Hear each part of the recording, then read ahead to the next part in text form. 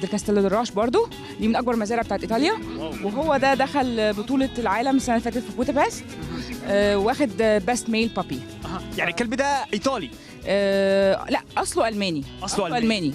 لكن هو ده جاي من ايطاليا، ده جاي من المانيا.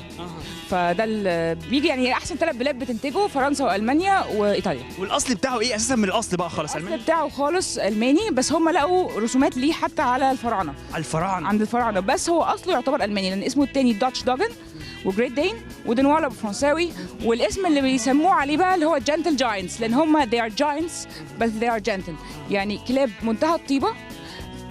ممكن تتحط في بيت حتى رغم حجمها ده بسبب ادبها. كلب عنده وفاء لصاحبه مش طبيعي، اكتر من الجيرمان شيبرد اللي الناس كلها فاكره ان هو. طب هو عامل ايه في البرد الغريب اللي احنا فيه دلوقتي ده؟ بص حضرتك، هو جاي من المانيا، فما عندوش مشكله قوي في موضوع البرد، بس هم هناك بيحطوا لهم فلور، بيحطوا له هيتنج، لان الكلب لازم يتحط له لازم اظبط له درجه حراره جسمه برده، مش جاي من التلج فرميه في التلج. طب قولي لي، هو لونه كده مش المفروض ان اسمه دايمنشن تقريبا، لان هو ابيض في اسود، فاحنا عارفين الابيض في اسود دايمنشن بيبقى منقط، ده مبقع اسمه هارليكن.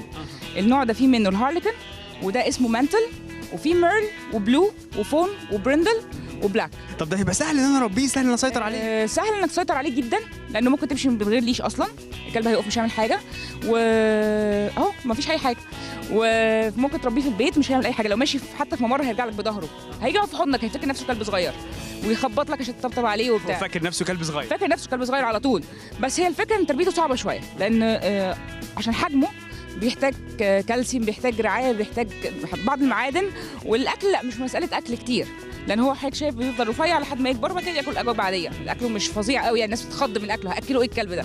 لكن لا خالص، هو الموضوع مش كده، يعني حتى ممكن يعيش على الدراي فود العادي.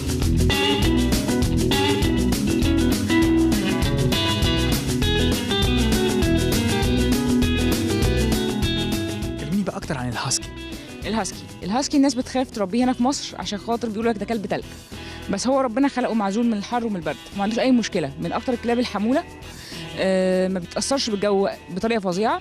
ميزه الهاسكي انه ممكن يستحمى مره في السنه، لو بينظف نفسه زي القطط، بيحفر زي القطط، بس هو كلب شقي جدا، عنده انرجي عاليه جدا، ممكن يجري بال 35 كيلو وما يتعبش، ما عندوش مشكله. عيبه في تربيته، لو عندك جنينه هيبوظها لك من الحفر، وعيبه التاني انه ممكن يهرب، ينط ارتفاع، يحفر ويعدي، بيشوف اي وسيله انه يهرب بيها. انتمائه لصاحبه ضعيف شويه، هو همه يجري ويتشقى، ده اقصى حاجه. في منه بكذا لون، في منه الابيض في الاسود والرمادي والابيض ساده، وابيض فيه حتت سودا، والبني. بالنسبه لعينيه بيجي عينتين زرق، او العينتين بني، او عين زرق او عين بني، او العين ممكن تتقسم نصها بني ونصها ازرق، سواء بالطول او بالعرض. سهل ان انا اربيه في مصر؟ سهل جدا تربيه في مصر. وبعد كده الكلب الوحيد اللي ملوش ريحه، الكلب الوحيد اللي تربيه ملوش ريحه، وشعره مش مشكله، شعره بيتغير في المواسم وينزل في كلاتس، ما يبقاش كلب طول السنه بينزل عليك شعر، ونضيف على طول. ده ميزته في البيت، بس هو شقي، عايز مكان، يعني لو ربيته في بيت لازم تنزل تجري بيه وتلعب بيه، محتاج انرجي مش طبيعيه. هيدي عنده وفاء لصاحبه؟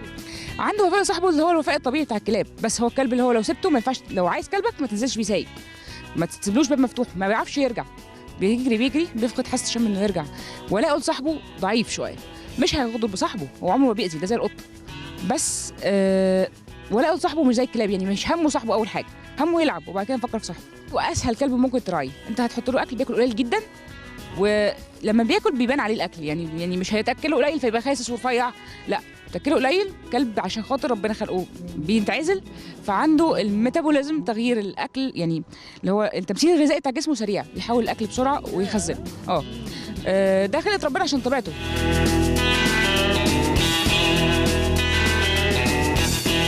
نوع تاني وحيوان أليف تاني ووفي جدا للإنسان، وهو البيتبول، أمريكان بيتبول. مساء الخير. مساء النور. عرفنا عليك.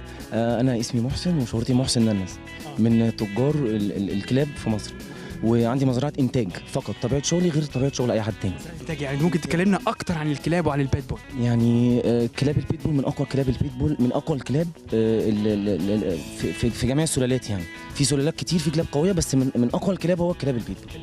تمام. انه عليه كلب فايتر مثلا. كلاب مقاتل، وكلاب حراسة. قويه جدا وحراسه، واللي عضه منه بموت، يعني لو مسك حد وعضه يموت ما فيهاش. يعني صعب ان انا اربيه عندي في البيت. كلام وخلاص يعني. لا ممكن يتربى في البيت، بس الكلاب دي ما بتتشرس. بالنسبه بقى للقوانين بقى ان انا امتلاكه في مصر، هل القوانين دي بتبقى سامحالي ان انا اقدر امتلك كلب، ولا ليه قوانين معينه علشان امتلك كلب؟ في اي دوله عربيه ممنوع دخول الكلاب البيتبول اي دوله عربيه، عشان شخصيته، عشان طبيعه الشراسه بتاعته. في مصر ما فيش اي مشكله. بس لان لو كان في مشكله ما كنتش ربيته. ده عنده قد ايه؟ ده عنده سنه ونص. سنه ونص. وكلب قوي جدا وحركته سريعه ايه اكتر الكلاب اللي بتبقى سهله ان انا اقدر اربيها في البيت بكل ده؟ بتبص لي كده ليه؟ هو ذكي جدا وحبوب يعني. هو باين ان هو ذكي جدا. بتبص لي كده ليه؟ جود بوي بايسو. انا بقى جود بوي بايسو.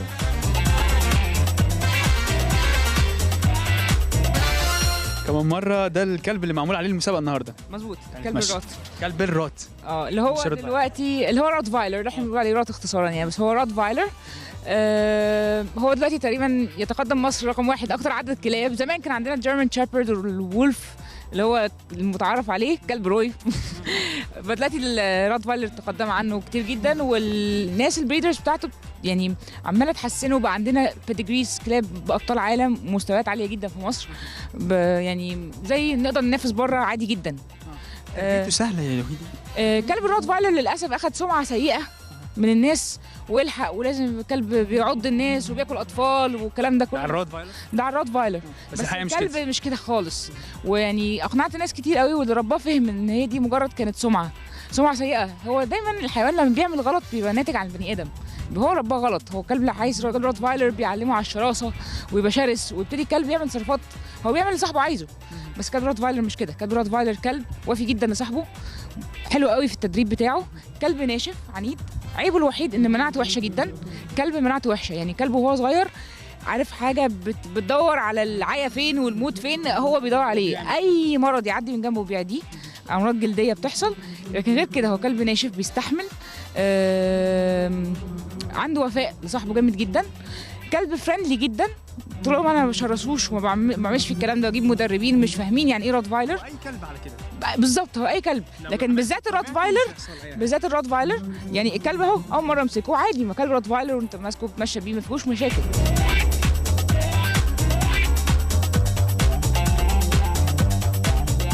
هي تربيه الكلاب بتاثر نفسيا او بتاثر بطاقه ايجابيه او سلبيه على الانسان او على المربي؟ اكيد الحيوانات عامه بصفه عامه بتاثر بصفه ايجابيه. عشان كده بيستعملوها في الاوتيزم، بيستعملوها في امراض نفسيه كتير. بره في مستشفيات السرطان الاطفال بيعدوا لهم كلب مره في الاسبوع على الاطفال كلها يلعب معاهم. ده لازم، ده اكيد، لان الحيوان هو مش هيعمل لك حاجه وحشه، هو عايز يعديك دايما نفسه عمره، فدايما عنده طاقه ايجابيه ليك. وبعدين الحنيه اللي بيديها لك والحب اللي بيديها لك، وان انت بالنسبه له اهم حاجه في الدنيا، وانت الصح دايما، بيديك ثقه في نفسك، بيديك عاطفه، بيسحب لو قعدت معاه مع حركاته مع كلامه ساعات ممكن يسحب منك الزعل، بيسحب منك الضيق، يطلعك من مود. طاقه ايجابيه صعب قوي البني ادم يحسها غير لو ربى. يعني اللي ما رباش فايته كتير. في دراسات عملوها قالوا ان بيقلل من امراض القلب والسكر والسرطان والحاجات دي التعامل مع الكلب. ودلوقتي كمان بيعملوا دراسات ان الكلب بساعات، في كذا كلب حصلت فعليا اكتشف ان صاحبه عنده كانسر، بيروح الحته اللي فيها الكانسر ويشمشم ويصر عليها. وعملوا لها اختبارات وجابوا كذا عينه، وعينات فيها كانسر وعينات ما فيهاش كانسر، والكلب راح وقعد عند العينه اللي فيها الكانسر بقى يقدر يفرق الكانسر. دي بره في امريكا حصلت كتير، وناس كتير قوي اصحاب الكلاب شبه حياتهم انقذت بسبب الكلب، لانه عرف ان عندهم كانسر، فضل عند الرجل او عند المنطقه اللي فيها الكانسر يخبط ويرزع ويعمل تصرف مش طبيعي. ودي حصلت فعلا. هل احنا عندنا ثقافه تربيه الكلاب؟ للاسف لا، ما عندناش. عندك تجيب الكلب لازم اجيب له، ما دام كلب روت فايلر يبقى لازم اجيب له مدرب يعلمه الشراسه. ما دام عندي كلب مش عارفه بيتبول لازم اجيب لازم اشرسه. لكن الكلب البيتبول المفروض طبيعته شرس مع الحيوانات مش مع البني ادمين، بنحوله احنا هنا شرس مع البني ادمين. الناس مش عارفه ان الكلب ربنا خلقه فيه حس حراسه. لو جبته وما عودتوش على حاجه والجرس ضرب هتلاقيه يعني بيهجم على الغريب او بيهوهو عليه، ويبقى الكلب متزن اكتر.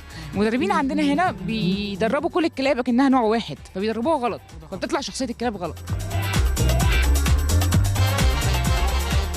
احنا لسه دلوقتي جوه مسابقه الروت فايلر، وكمان معانا دلوقتي المتسابق اللي فاز بالمركز الاول. مساء الخير. مساء الخير. اخبارك ايه؟ الحمد لله. كلمنا اكتر عنك وعرفنا بيك الاول. انا دكتور محمود الشناوي، دكتور اسنان من اسكندريه.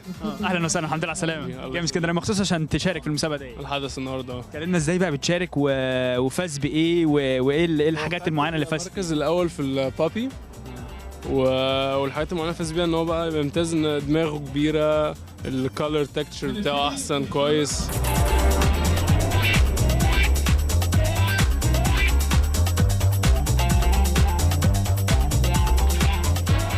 اسماعيل منصور. انا مزرعه هاوس اوف سيمبا. احنا بقالنا كتير في الموضوع ده، ومن الحمد لله من البريدز اللي كويسه في مصر طبعا، بس في بريدز ثانيه محترمه جدا. احنا دي جولي، دي احد يعني من بعض النتي اللي عندنا. الحمد لله احنا كلنا بنشتغل مع بعض تحت حاجه اسمها الاي ار سي، الايجيبشن روت وايلر كلاب.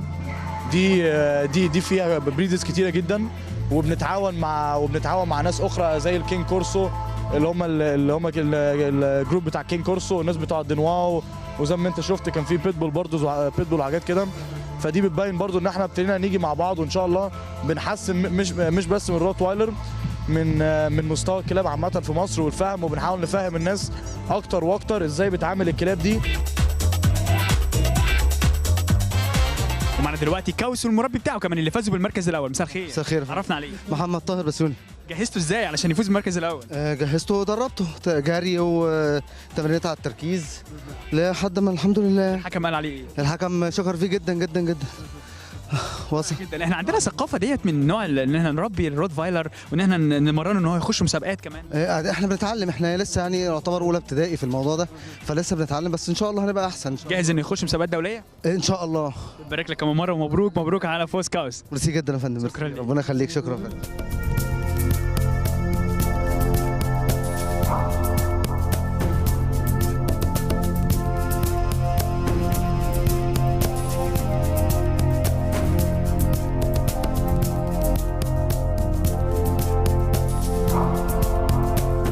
شفتوا قد ايه الحيوان الجميل اللي ربنا خلقه دوت في حياتنا وفي دنيتنا جميل بجد. مش هقول لكم ان لازم منه، بس ما تتخيلوش المتعه بجد وانت حاسس بصديق وفي ماشي معاك.